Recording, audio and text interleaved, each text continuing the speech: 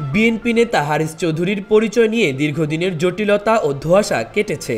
সাভারে দাফন করা ব্যক্তি হারিস চৌধুরী, পরিবারের সঙ্গে তার ডিএনএ মিলে গেছে, ফলে পরিবারের সদস্যরা এখন পছন্দমতো জায়গায় লাশ দাফন করতে পারবেন।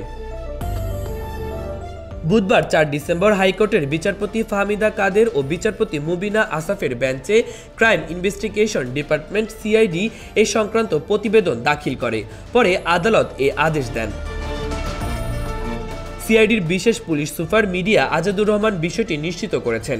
তিনি বলেন, মাহমুদুর রহমান নামে দাফন হওয়া হারিস চৌধুরীর মরদেহের ডিএনএ তার পরিবারের সঙ্গে মিলে গেছে।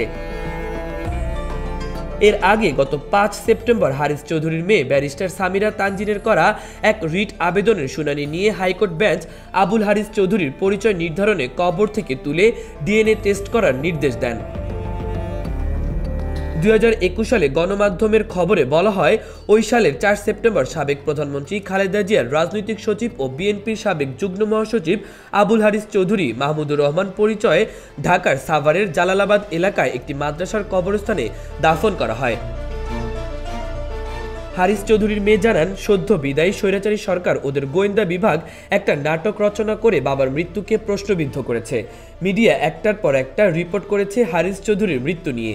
এটা নিয়ে যেন কখনো প্রশ্ন না ওঠে, এজন্য রিটটি করেছি।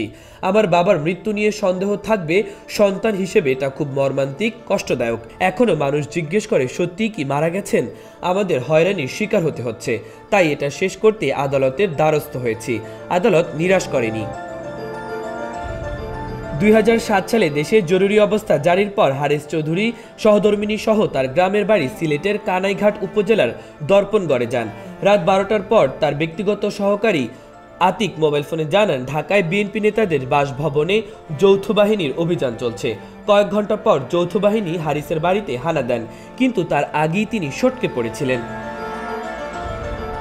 মাহবুবুর রহমান ইমন, খবর সংযোগ।